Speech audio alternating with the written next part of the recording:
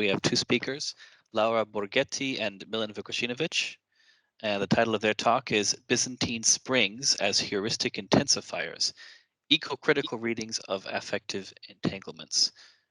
Okay, go ahead, guys. You'll have quite enough of the text on the slides, but don't worry about it either. There's mostly my translations of the prose Greek, and then Laura gives both Greek and her English, but we'll summarize the most important part. Don't be scared by the heaps of text. And thank you, Hamish. That was beautiful and somehow a wonderful prequel to what will follow. And both Laura and I would like to thank you, Adrian, Chiara, and Mary, for organizing this wonderful conference and for accepting a paper that deals with texts which relate to antiquity in only the most tangential manner. We hope to convince you that you were right in believing the dialogue between Byzantium and antiquity can be mutually useful in terms of both content and methodology. Now, if I can allow myself a short personal and introduction. When I moved to Sweden last year, I discovered on the website of the Meteorological Agency of Sweden a tool that follows the advent of spring in different regions of the country. Coming from the south, I noticed that this purely scientific, intellectual, and technological tool had a profoundly emotional effect on me. Soon, I could tell myself very soon, the gray and the brown will turn into the blue and the green. And the affect only grew in intensity when those colors passed from the computer screen to the environment, onto the environment around me. At the same time, next slide. At the same time, I was reading academic papers on the Byzantine textual representations of spring, one from the 4th and one from the 14th century. Now, since scholars are used to interpreting the authors from the medieval Roman Empire as almost mechanical, disembodied, profoundly religious, and snobbishly intellectual imitators of antiquity, they describe the affective content of these texts as being schoolboyish and banal. In contrast, when Laura and I read the original Byzantine text on spring, we discovered a drastically different image. Our own readings of these texts were strangely echoed in a poem by Emily Dickinson. A light exists in spring, she writes. A color stands abroad on solitary fields that science cannot overtake, but human nature feels. It almost speaks to you. It passes, and we stay, a quality of loss affecting our content. And now here we put the accent on feel and affect, affecting, not on human nature. That we can discuss it with Sophia maybe later if it brings anything to the discussion. The spring for us, for Laura and me, is thus not only a phenomenon, but also a heuristic instrument. Though its formal or effective agency, through its formal or effective agency, it disturbs the division between the observing human subject and the observed natural or inanimate object. The specific environment, the specific environmental setting of the spring and the effects it has on the embodied human psyche allows to overcome deeply rooted modernist presumptions, not only on the clear-cut division of body and mind, but also that of profound irrationality and unimportance of any emotion, but especially of the emotions of joyfulness, pleasure, or happiness. Furthermore, as shown in the seminal book on environmentalism, The Silent Spring by Rachel Carson, which examines the effect of pesticides on the American countryside, this season reveals what would otherwise remain unperceivable. As Laura will highlight in the example of winds in a Byzantine account of spring, this season allows the interpreter to perceive the other invisible side of the coin, mostly through its effective activity. To put it in a more technical methodological terms, we argue for a parallel ecocritical and affective reading of two Byzantine texts. We believe that they shed a clear light on the heuristic potential of the spring, as well as on the complexity and porousness of the human subject. The combining of the eco-criticism and different strands of affective theory is not new, but it is seldom used to interpret late Antique and Byzantine texts. We would like to make and illustrate three fairly simple points. One, the Byzantine springs were complex phenomena, being both spatial and temporal, inhabiting objects and having material and immaterial agency. Their verbal representations carried over conceptual metaphors that go beyond individual rhetoric or authorial intention. As such, they should be examined through the embodied affects they caused, since those affects serve as mediators of experience, senses, intellect, beliefs, ethical, and aesthetic values. Through that approach, finally, through a joint force of eco-criticism, phenomenology, deconstruction, affect, and actor network theory, the examination of spring reveals a hormonal materiality of the past that would otherwise remain unperceived. This analysis can easily be applied to two late antique texts on spring, written by Libanius and Gregory of Nazianzos, which were said to have served as models to emulate for the Byzantines.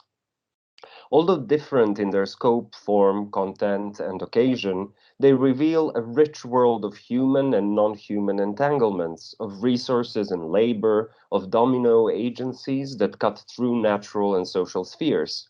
These elements are both largely absent from other contemporary texts and mediated by the simple and so-called banal emotion of joy.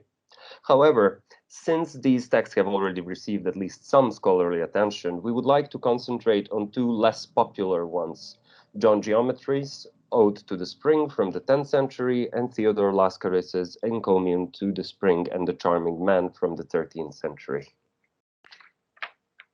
Thank you very much. Thank you very much, Milan, for this for introduction, and again, also from my side to Chiara and Adrian for having us here. So, as part of our joint contribution, as Milan already mentioned, I aim to analyze the agency of wind and its physical as well as affective repercussions within the spring environment, as depicted in John Geometres' Ode to the Spring.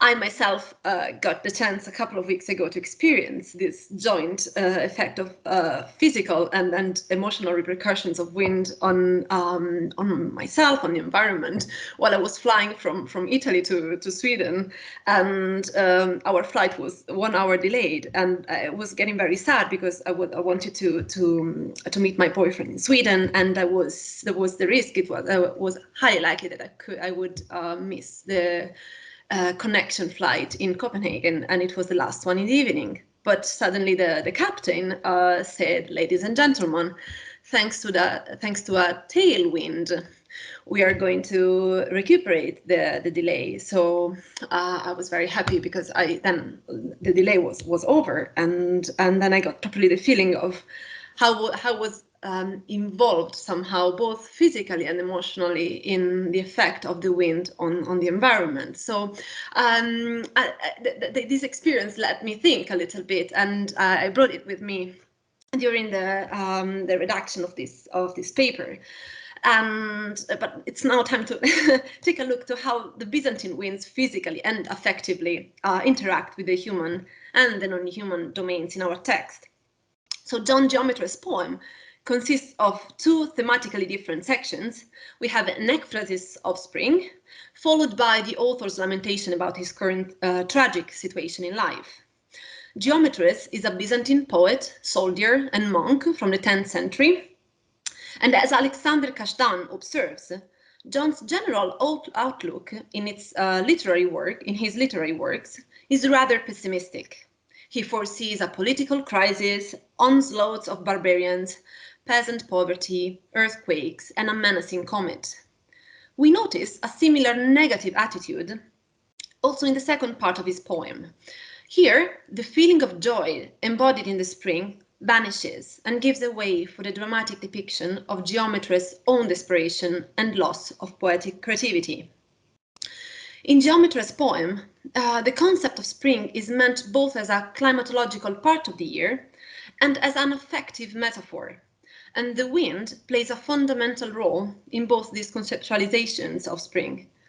The climatological spring, in fact, conveys the feeling of joy that in turn is a functional contrast to enhance the representation of the author's discomfort in the closure of the poem. The initial overarching happiness turns into the final absence of joy. But in order to realize this effective shift from happiness to misery, spring needs, so to say, an agentive dynamism, namely the wind, that A, functions as an activator of spring and triggers all its other agencies, and B, operates as a bridge between the human and non-human domains, blending together their boundaries. If we look at the wind as a physical element within a literary context, we see that it consists of a force in constant movement, and by virtue of its capacity to act, it acquires a form of agency. Wind's agency can be classified as transformative, due to its capacity to make new directions and formations. In the text, wind, as an invisible dunamis, operates in the text as a primary leading agent. This means that wind gives a crucial impulse to the action and movement of the other elements within the spring environment. Wind is indeed a perfect overarching agency because thanks to its invisible nature, it shows ubiquitous outreach over all other components of the natural environment. In front of wind's primary agency, the boundaries of all other agencies in the poem merge. The influence of the wind triggers most of the other actions occurring in the text, may they relate to plants, animals, or humans. If we interpret wind's agency as leading, we can also define the other agencies depending on wind's action as derivative, following a sort of domino effect. From an ecocritical point of view, the human agency participates in the spring not more and not less than the non-human ones. This means that humans are not in control of the environment. They are not a leading agency. Human and non-human equal each other, and their agencies are equally triggered by the wind's primary one. But let's now briefly focus. Let's now focus on the domino agencies triggered by the wind within the springtime environment. At the very first lines of the spring ekphrasis, winds blow among the flowers and allow the spread of their fragrances, while also joyfully chit-chatting. It is important to notice this connection: wind, voice, and joy. Some verses below, the movement of the tree leaves produces a musical sound which cannot be spontaneous. It is in fact initiated by the wind, by blowing through them. As the leading agency opening the spring ekphrasis, winds activate and influence the rebirth of nature and the flourishing of spring. By following the domino effect, the agencies of flowers and trees show themselves as derivative of the wind's one. In spite of its invisibility, wind overcomes our impossibility to directly see its airy nature by triggering our sensual perception. Not only can we indirectly see its effects on the environment, but here we can even smell and hear them. As we could observe so far, wind acts as a primary cause and leading agency within the spring framework. It contributes to initiating and disclosing the full package of spring's potentialities. Most importantly, the springtime context also constitutes a particularly suitable field of action for the function of wind's agency to blend and merge the boundaries of the non-human and human domains in the text. As observed by Camille de Champs-Viereux, and I quote, "Spring is the perfect setting to depict the interrelatedness and embeddedness of all living organisms by crossing the fundamental boundary separating humans from their environment. Representing the world through the seasons allow one to see mankind as deeply embedded in an environment. The return of vegetation and light symbolizes the restoration of life and the possibility of transfiguration. As Milan mentioned earlier, spring was considered a time of renewal and transformation, already in the Antiquity and late Antique, and so it was perceived in Byzantine time too. I would now like to analyze shortly how this perception of renewal and transformation is transferred from the natural to the human domain, and even further, from the physical to the metaphorical one. From a cognitive perspective, in fact, the natural environment constitutes a privileged category of metaphorical source domain to represent an abstractum, in our case, the poetic creativity, which is the target domain of the conceptual metaphor. This is due to the constant interaction of our body and mind with the surrounding habitat, and it is closely related with embodiment of human cognition. The body and mind, in fact, are not separated entities, but constitute a cohesive system that reacts in all its single parts according to the external inputs of the environment. Consequently, the pervasive influence of the natural environment on human life also confers the nature-related metaphors an especially effective communicative power. The human embodied cognition is immediately affected by the surrounding environment. The environment triggers emotional and cognitive reactions in the human mind through the human body, and thereby also provides a metaphorical source domain functional to the textual depiction of the affective inputs. But now let's investigate how the springtime framework and the wind as a meteorological phenomenon are translated into affective devices. As already mentioned in the last verses of his poem, Geometres is miserable. He complains about someone slandering him and later depriving him of his properties. The effects of the calumny on the poet are deadly, and he depicts them as being the exact opposite of spring. The feeling of rebirth inherent in the spring is overturned here and becomes corporeal death. Wind is not anymore the initiator of spring, it is a cause to of death. The high luxuriant tree does not sing anymore and is overthrown from its roots, stretches out on the ground like a tree, not being avoided by the forces of wind, as we can read in the text. The blending of natural and human domains is stressed here by the complementary presence of both meteorological and corporeal wind. In fact, according to the Aristotelian theories, which in the 10th century dominated the Byzantine view of the natural world, wind, namely the pneuma, was both external, namely meteorological, and internal, that is, the inhaled air connected to breath, voice, and vital functions. Corporeal and meteorological winds entangle and blend in Geometres' verses as a universal poetic breath. The pneuma that earlier was source of life, music and perfumes, is now reduced to a malevolent, sick panting, and we see it here in the last verse, an ill-blowing panting breath, Deuceus, Asmathos. Geometres is paralyzed and cannot open his mouth anymore. The pneuma, both human and non-human, has turned into a wicked force, and as such, it does not contribute to the creation of any sound. Everything is silent now. Too bad for a poet, whose personal fulfillment is so tightly connected to the use of his voice. Having been wounded by words, Geometres is not able to produce his own ones anymore. The joyful voice that we met during the springtime has been shut down, and the poetic creativity is now dead. Most interestingly, we notice in this poem the death of the poetic creation, as we could see now, but also earlier its birth. During the spring ekphrasis, the wind has a special encounter with a swan.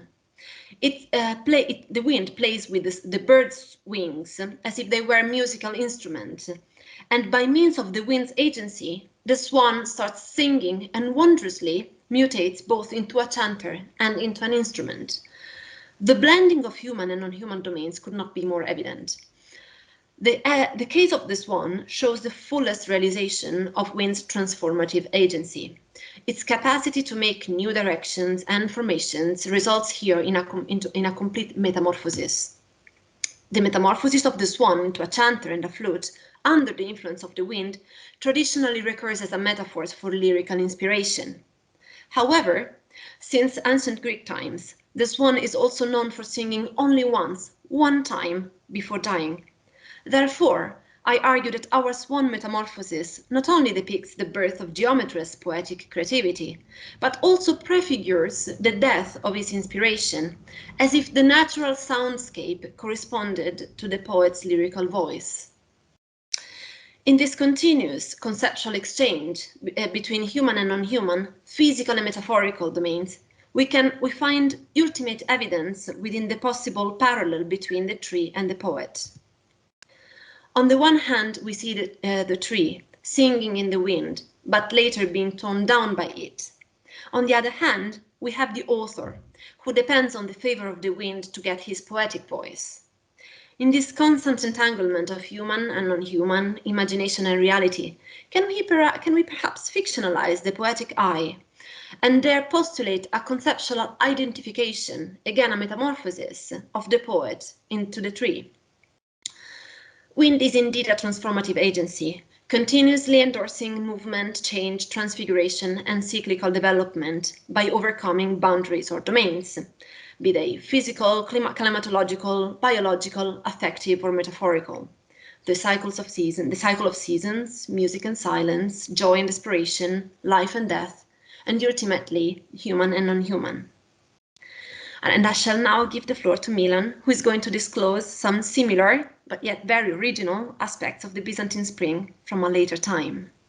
Exactly. Unlike Laura's author, the one that I will present did not depend on poetic inspiration for his subsistence.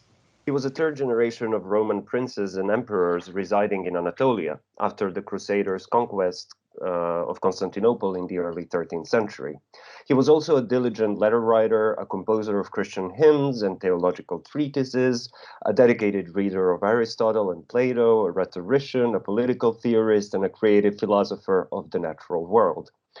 In the standard collection of his rhetorical works, prepared for edition during his lifetime, we also find the encomium of the spring and the charming man. Neither the rhetorical model nor the identity of the said charming man, nor the exact occasion when this speech was delivered, if it was delivered, can be determined.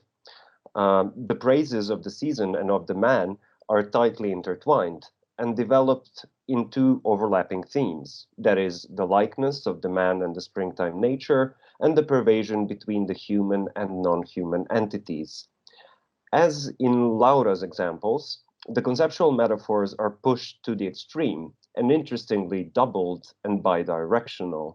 So the blooming nature in spring represents the beautiful physical features of the charming man and is in turn represented by them, while both of these physical manifestations signify the essential affective and moral goodness, human and non-human. But neither of these images is static. The season of spring moves the features of the landscape, setting in motion the cascades of transformative agency. The agency of the embodied human physiology and psyche seems to be derivative, but the language used to describe them is still that of vegetable, animal, and mineral metaphors. The warmth of the environment moves the blood of the charming man without turning him into a passionate beast, probably with sexual connotations. The terms borrowed from ancient treatises on medicine and natural history are recognizable in this text, but they are used in unprecedented ways. For example, the springtime kindles the spontaneous movement of sparrows. That movement causes their pleasant chirping, which gives joy to wayfarers resting from their journey in the forest. This scene and this emotion equal the effect produced by a conversation with the charming man. They are his defining features, the author writes. Bereft of gloominess of winter, even the uncultivated wilderness becomes amicable to humans. The line between the good and the bad does not keep the threatening nature on the one side and the nourishing culture on the other, but cuts across the human and non-human alike, creating the communion of the good on the one side and the bad on the other throughout the natural and the social worlds. Since the charming man favors the social and the communal, his words blossom like flowers, transferring the initial beneficial agency to people around him.